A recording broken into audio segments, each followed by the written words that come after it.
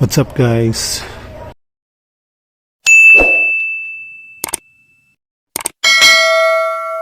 It's me Blackjack and welcome back sa aking YouTube channel. Kung bago pa lang kayo sa aking YouTube channel, huwag niyong kalimutan na i-click ang aking subscribe button. Sama niyo na rin ang aking bell notification para maging updated kayo sa mga videos na i-upload ko pa. Alright, so for today's video ay i-share ko lang yung aking nabili sa Shopee. Ito, ayan, so hindi ko pa siya binubuksan. At yun, kung nakikita nyo naman sa aking thumbnail, alam nyo na kung ano ang video natin. Pero ito na guys, so yun, share ko lang kasi ganito na yung itsura ng aking upuan. Ayan, so hindi lang naman ako yung nakakaranas ng ganito, kundi yung lahat na may motor na kung saan nasisira yung kanilang upuan ng ganito. Siguro yung mga cost, yan, sa katagalan na rin. At the same time, kung may mga alaga silang mga pusa, yan, aso, ginangat-ngat. Ito, hindi naman yung aso namin yung nakadali. Yan, si Kenkoy. Mabait yan, pero nangangagat.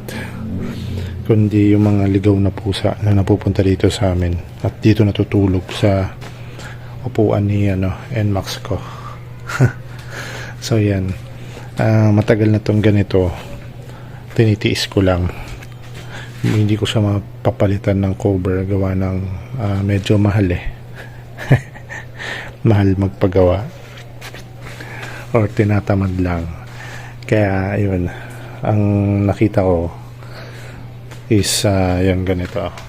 Ayan, sa Shopee. Bumili tayo ng ganito sa Shopee na mura lang, sa halagang 150 pesos. Meron ka ng, ayan, buksan na natin to.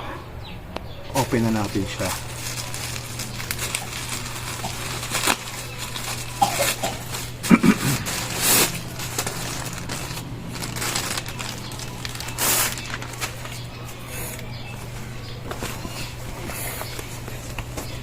Yan, hoping sana kasya, pero parang maliit. Pero tingnan natin kung kakasya siya. Alright, so ito na siya. So nabili natin is color black na may red yung tahi niya. Ayan, malambot siya yung texture niya at mukha namang matibay. So hoping sana kasya siya, kasi yung binili natin sa Shopee yung size niya is tawag dito 2XL, which is yung sa mga review tiningnan ko lang is tawag dito kasya yung sa Aerox na upuan. So halos magkasing laki lang naman ng Aerox yung ano natin, tawag dito, ng upuan. So by the way, ito yung pinagbilang ko kung gusto nyo rin bumili ng ganito. So hindi to sponsored, kapag binili ko to sa Shopee talaga. Gusto ko lang i-share sa inyo, baka sakaling tawag dito, ganito rin maging solusyon nyo sa mga sirang upuan na yun nga, pag namamalan sa pagpapagawa. Hindi naman sa inaano ko yung mga mga nagtitinda o ano, kumbaga syempre budget meal lang tayo. So tara, kabitan natin to. Suksok na lang siya sa pinakailalim.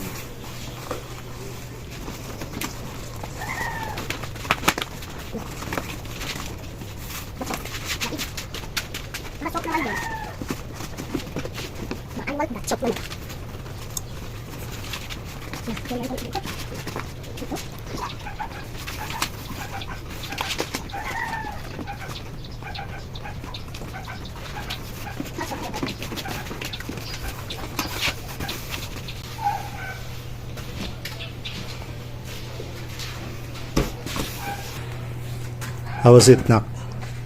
Soft? Wow. Model ka pa dyan, Nak. Yan, Yan mga paps, okay na, nakabit na natin siya. So sakto naman at medyo malaki pa nga.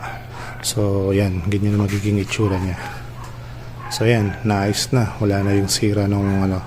Kanina 'di ba may butas yung upuan natin, ngayon wala na. Mukha na siyang ano, bago. So yung pagka-fitting na lang isayusin natin.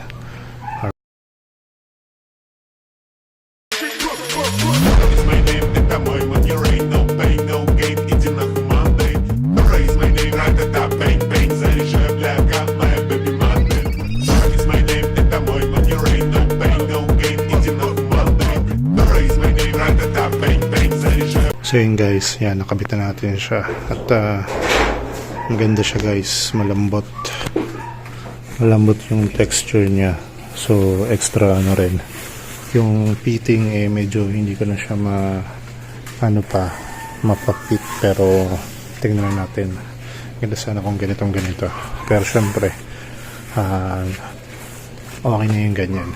So ano yan, mukha na siyang bago ulit. At parang siyang elegante tingnan.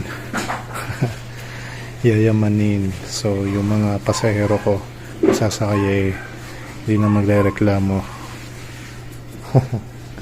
Napangit yung upuan. Hindi naman. May cover yan, tinanggal ko lang para makita nyo lang talagang sira siya. So yun na, boost na siya. Alright, so yun lang, hanggang dito na lang ang ating video. Always remember, ride safe. Nak, peace out. Peace.